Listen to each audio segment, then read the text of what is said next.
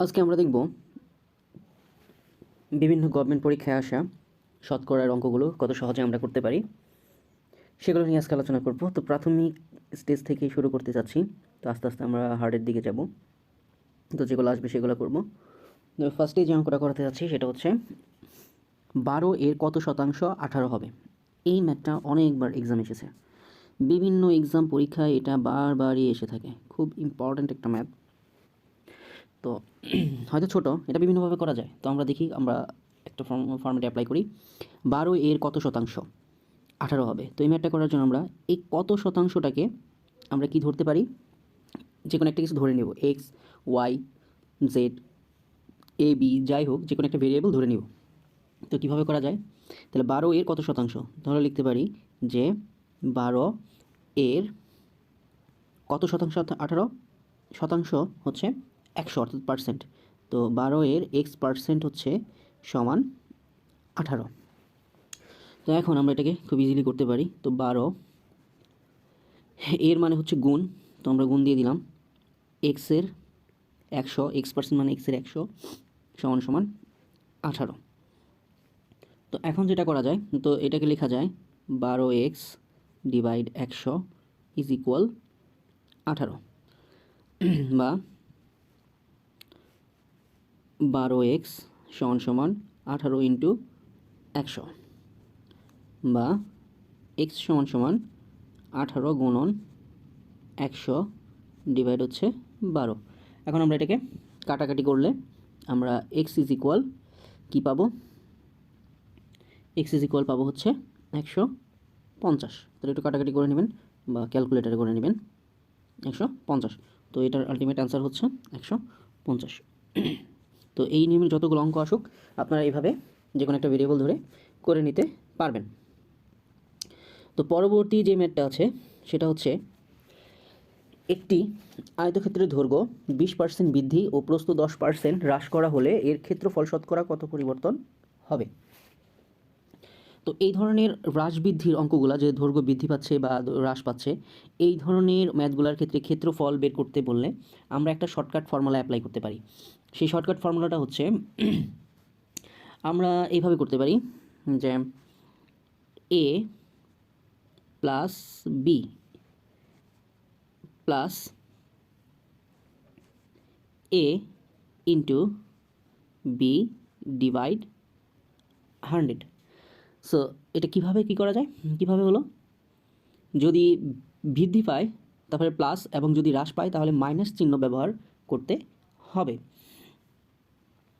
আচ্ছা, এখন কিভাবে করব, এখানে এর ভ্যালু হচ্ছে বৃদ্ধি, একে আমরা ধরে নিব বৃদ্ধি আর বিকে ধরে নিব হ্রাস।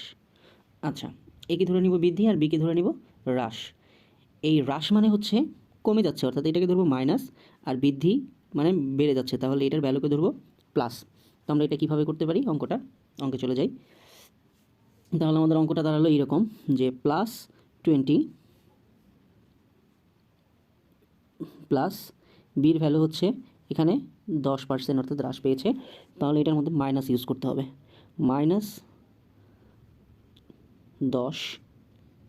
এটা আমরা সরাসরি অঙ্কটা করতে পারতাম, তো অঙ্কটা সরাসরি যদি ফর্মুলা বসাতাম তাহলে এখানে আমাদের মাঝখানে এই জায়গাটা আমাদের মাইনাস হয়ে যেত, মাইনাস দিলে সরাসরি ইউজ করা যেত ফর্মুলাটা, বাট আমরা এইভাবেই করব।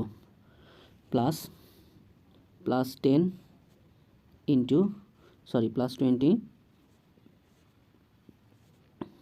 Into -10 divide 100। তো এখানে হয়ে যাচ্ছে 20, এখানে প্লাস মাইনাসে -10 প্লাস এখানে হয়ে যাচ্ছে 20, আর 10 গুণ করলে হবে হচ্ছে -200, আর নিচে হচ্ছে 100। 20 থেকে 10 গেলে থাকবে হচ্ছে 10, আর 100 দিয়ে 200কে ভাগ করলে হবে 2, তো -2 প্লাস মাইনাসে -2 সমান সমান 8%। ওকে, যেহেতু প্লাস চিহ্নযুক্ত মান পাওয়া গেছে সুতরাং 8% বৃদ্ধি পেয়েছে। যেহেতু সামনে এটার কিছু নয়, মানে প্লাসের ভ্যালু পাওয়া গেছে, সো এটা আমরা বলতে পারি যে এটা মানটা বৃদ্ধি পেয়েছে। তো এটা হচ্ছে আমাদের আনসার। তো আমরা এই অঙ্কটা এখানে সরাসরি যদি এখানে আমরা মাইনাস ইউজ করে দিতাম তাহলে অঙ্কটা হতো যে a মাইনাস বি, যেহেতু হ্রাস জেম এটাকে আমরা ধরছি হ্রাস পেয়েছে, সো এটার এখানে প্লাস না ইউজ করে মাইনাসটা ইউজ করলে হয়ে যেত। তাহলে এখানে এক্সট্রাভাবে আমাদের মাইনাস দিতে হতো না। আর লাস্টে যদি আমাদের প্লাসের ভ্যালু আসে তাহলে বৃদ্ধি পাবে,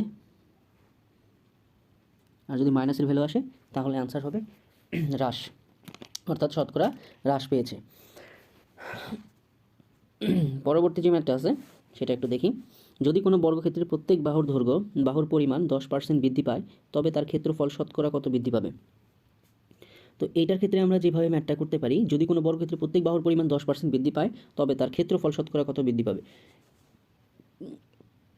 তো আমরা এখান থেকে যেটা ফার্স্টে করতে পারি, যে কাজটা করব, বর্গক্ষেত্রের প্রত্যেক বাহুর দৈর্ঘ্য বাহুর পরিমাণ 10% বৃদ্ধি পেলে, অর্থাৎ একটা বর্গক্ষেত্র আমরা একটু এঁকে নিই, এটা যদি একটা বর্গক্ষেত্র হয় তার প্রত্যেক বাহুর একটা, আমরা জানি যে বর্গক্ষেত্রের প্রত্যেকটা বাহুর পরিমাণই হচ্ছে সমান।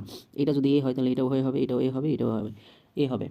তো আমরা জানি বর্গক্ষেত্রের দৈর্ঘ্য ও প্রস্থ সমান হয়, তাহলে এইটা যদি 10 হয় তাহলে এইটাও 10 হবে, অর্থাৎ এটা 10% হলে এটাও 10% হবে, প্রত্যেকটাই 10% হবে। আচ্ছা, তাহলে আমরা এখন যেভাবে করতে পারি, অর্থাৎ যেহেতু আমরা জানি যে বর্গ ক্ষেত্রের দৈর্ঘ্য ও প্রস্থ সমান, সুতরাং আমরা ম্যাথটা কীভাবে করতে পারি, আমরা ওই আগের ফর্মুলাটা ইউজ করে দিব যে a plus B plus a into B divide 100। তো এটার মধ্যে আমাদের বসাই দিলে হবে এর মানও এখানে 10, বির মানও 10, বির মানও 10, তারপর হচ্ছে প্লাস 10 গুণন 10 ডিভাইড হচ্ছে 100। আচ্ছা, এখানে কিন্তু 10% বৃদ্ধি পেয়েছে বলতে কোনো হ্রাস পায় নাই, অর্থাৎ দৈর্ঘ্য বৃদ্ধি পেয়েছে, প্রস্থ বৃদ্ধি পেয়েছে, দুইটাই বৃদ্ধি পেয়েছে। এই জন্য কিন্তু এই জায়গাটায় আমাদের এই বি এর আগে, যেমন আগে পূর্বের অঙ্কটাতে আমরা কী করেছিলাম, এখানে 10-এর এই বি এর ভ্যালুটার আগে মাইনাস ইউজ করেছিলাম, বাট এখানে মাইনাস ইউজ করা যাবে না, কারণ এখানে প্রত্যেক বাহুর পরিমাণ 10% বৃদ্ধি পেয়েছে, অর্থাৎ সব কিছুতেই বৃদ্ধি পেয়েছে, দৈর্ঘ্যতেও বৃদ্ধি পেয়েছে, প্রস্থতেও বৃদ্ধি পেয়েছে, অর্থাৎ বৃদ্ধি পেলে আমরা জানি সবগুলো ভ্যালু প্লাস হয়, আর যখন হ্রাস পাবে সেক্ষেত্রে আমাদের শুধু বি এর ভ্যালুটার আগে মাইনাস বসা দিতে হবে। আচ্ছা ঠিক আছে, তো এখন আমাদের এখানে কত হলো 20 প্লাস এইগুলো যদি কাটাকাটি করে দিই তাহলে থাকবে 1, সো 1 ইজ ইকুয়াল 20 আর 1 যোগ করলে হবে 21 এত পার্সেন্ট, অর্থাৎ ফার্স্টে পজিটিভ ভ্যালু আসছে, তো সে শতকরা বোঝা যাচ্ছে যে শতকরা তার ক্ষেত্রফল 21% বৃদ্ধি পেয়েছে। আচ্ছা ঠিক আছে, হয় অঙ্কটা বুঝতে পারলাম। অঙ্কগুলো খুব ইম্পর্ট্যান্ট, আমি এগুলো বেছে বেছে অঙ্কগুলো নিয়েছি যাতে আসলে সবার উপকার হয়, এক্সামে আসলে যাতে আমরা সবাই অঙ্কগুলো করতে পারি। তো সেক্ষেত্রে থেকেই আমাদের করা, আরও অনেক অঙ্ক ছিল এখানে, বাট আমি সবগুলো আসলে এইভাবে দেওয়াটা যায় না, কারণ এত ম্যাথ একবারে করতে গেলে অনেক সময়ের প্রয়োজন, আমাদের ধৈর্যেরও একটু ব্যাপার স্যাপার থাকে, সো এইভাবে আমরা অঙ্কগুলো করতে পারি। আচ্ছা, যে আরও অঙ্ক আছে যেগুলো আমরা পরবর্তীতে করবো, আপাতত এইগুলোই করতে থাকি বেশি বেশি ভাষায়, তো আমি সবগুলো পার্ট বাই পার্ট আনার চেষ্টা করবো ম্যাথগুলো। আচ্ছা, এখন একটি অঙ্ক দেখি। একটি পরীক্ষায় 75টি প্রশ্ন ছিল, আসাদ 60টি প্রশ্নের শুদ্ধ উত্তর দিয়েছে, সে শতকরা কয়টি প্রশ্নের সঠিক উত্তর দিয়েছে? তো এই ধরনের ম্যাথগুলো যখন আসবে তখন আমরা যে কাজটা করব, শর্টকাটে কীভাবে করতে পারি, খুবই সহজ। সো একটি পরীক্ষায় 75টি প্রশ্ন ছিল, একটি পরীক্ষায় 75টি প্রশ্ন ছিল। আচ্ছা, আসাদ 60টি প্রশ্নের শুদ্ধ উত্তর দিয়েছে, সে শতকরা কয়টি প্রশ্নের সঠিক উত্তর দিয়েছে? তো এই অঙ্কগুলোর করার ক্ষেত্রে আমরা যে কাজটা করব, একটা শর্টকাট ইউজ করব। সূত্রটা হচ্ছে ছোট মান ডিভাইড হচ্ছে বড় মান ইন্টু 100। তো ছোটো মান বলতে এখানে বোঝানো হচ্ছে যে 60টি প্রশ্নের উত্তর দিয়েছে 75টির মধ্যে, তাহলে 60 ডিভাইড 75 ইন্টু 100, এগুলো অনেকভাবে করা যায় অঙ্কগুলো, তো যার যেভাবে সুবিধা হয় সে সেভাবে করে নেবেন। তো আশা করি সবাই পারবেন ম্যাথগুলো। তো একটু দেখে নিলাম যে কীভাবে আমরা করতে পারি অঙ্কটা। তো দেখা যাচ্ছে এখন এটা যদি কাটাকাটি করা হয়, ক্যালকুলেটারে কাটাকাটি করলে যেটা আসে অ্যান্সারটা আসে হচ্ছে আপনার 80%, অর্থাৎ 80% দিয়ে দিলাম, তো অ্যান্সারটা হবে আমাদের এখানে সি। তো এই টাইপের যত ধরনের কোশ্চেন আসবে আমরা সব অঙ্কগুলো একইভাবেই করব। তারপরে আর একটা অঙ্ক আমি বলতে পারি যে তন্ময়ের মাসিক আয় যদি 4200 টাকা এবং ব্যয় যদি 2940 টাকা হয়, তার মাসিক ব্যয় শতকরা কত? তো এই টাইপের যে অঙ্কগুলো থাকবে, সো অর্থাৎ বেশি থেকে যদি কমের দিকে যায় তাহলে সেটাই, সেই অঙ্কগুলো আমরা শতকরা বের করতে গেলে এইভাবে করে দিব সরাসরি। আচ্ছা, পরবর্তী ম্যাথটাতে চলে যাচ্ছি। পরবর্তী যে ম্যাথটা আছে সেটা হচ্ছে একটি ঘড়ির ক্রয় মূল্য 500 টাকা হলে 20% ক্ষতিতে এর বিক্রয় মূল্য কত হবে। তো একটি ঘড়ির ক্রয় মূল্য যদি 500 টাকা হয়, 20% ক্ষতিতে এর বিক্রয় মূল্য কত হবে। অনেকভাবে করা যায়, খুব ইজি একটা ম্যাথ। তো আমি খুব সহজভাবে অঙ্কটা করে দিচ্ছি।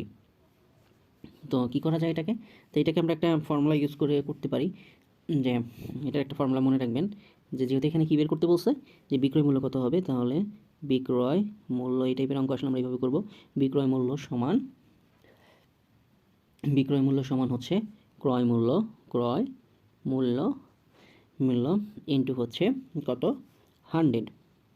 100 প্লাস মাইনাস লাভ অথবা ক্ষতি, যেটাই হয় সেটা ডিভাইড হচ্ছে 100। আচ্ছা, এখানে একটা কথা মনে রাখবেন, লাভ হলে হচ্ছে প্লাস, আর ক্ষতি হলে হচ্ছে মাইনাস। তো এতটুকু মনে রাখলেই হবে। যেহেতু এখানে এই অঙ্কটার মধ্যে আমাদের কী হয়েছে, ক্ষতি হয়েছে, তো আমাদের অঙ্কটার মধ্যে মাইনাস হয়ে যাবে। তো বিক্রয় মূল্য আমি লিখতে পারি যে বিক্রয় মূল্য সমান, এই অঙ্কের ক্ষেত্রে 500 ইন্টু 100 মাইনাস হচ্ছে, এখানে 20 বলছে, 20 ডিভাইড হচ্ছে 100। তাহলে কী হবে, 500 ইন্টু 80 ডিভাইড 100। তো এটাকে কাটলে হচ্ছে 5 5 40, 400। এটাই হচ্ছে আমাদের আনসার। তো এখান থেকে আনসারটা হচ্ছে 400। তো পরবর্তী ম্যাথটা আমরা একটু দেখি। একটি জিনিস 560 টাকায় বিক্রয় করায় 12% লাভ হলো, জিনিসটির ক্রয় মূল্য কত। তাহলে 12% লাভ হলো, জিনিসটির ক্রয় মূল্য কত। তো ওই যে সেম ফর্মুলায়, জাস্ট আগের ফর্মুলাটার মতো এখানে এই সেম ফর্মুলাটাই হবে, যে ক্রয় মূল্য ইজ ইকুয়াল বিক্রয় মূল্য ইন্টু, এখানে গেলে সূত্রটা একটু উল্টে যাবে আর কি, উপরে হয়ে যাবে 100 যখন ক্রয় মূল্য বের করতে পারবে, আর নিচে উপরে ওইখানে যে ফর্মুলাটা ছিল সেটা নিচে হয়ে যাবে, যে 100 প্লাস মাইনাস লাভ আর ক্ষতি, লাভ হলে প্লাস, ক্ষতি হলে মাইনাস। তাহলে অঙ্কটা আমরা একটু করে ফেলি। ক্রয় মূল্য ইজ ইকুয়াল, এখানে বিক্রয় মূল্য আছে 560 টাকা, ইন্টু 100 ডিভাইড 12% যেহেতু লাভ হয়েছে, তাহলে 100 যোগ হচ্ছে 12। আচ্ছা, তাহলে 560 ইন্টু 100 ডিভাইড 112, এটাকে কাটাকাটি করলে বা ক্যালকুলেটারে করলে আমরা যে আনসারটা পাবো সেটা হচ্ছে 500, অর্থাৎ 500 পাবো। তো এটাই হচ্ছে আমাদের আনসার। তো এই অঙ্কগুলো আমরা খুব ইজিলি করতে পারি। আজকে আমি একটু কিছু সহজ ম্যাথগুলো আপনাদের দেখালাম। তো পরবর্তীতে আরও ক্রিটিক্যাল টাইপের ম্যাথ বা আরও যেগুলো বেশি আসে এক্সামে, সেই টাইপের ম্যাথগুলো নিয়ে আলোচনা করব। তো ধন্যবাদ, এই পর্যন্ত সবাই ভালো থাকবেন। আল্লাহ হাফিজ।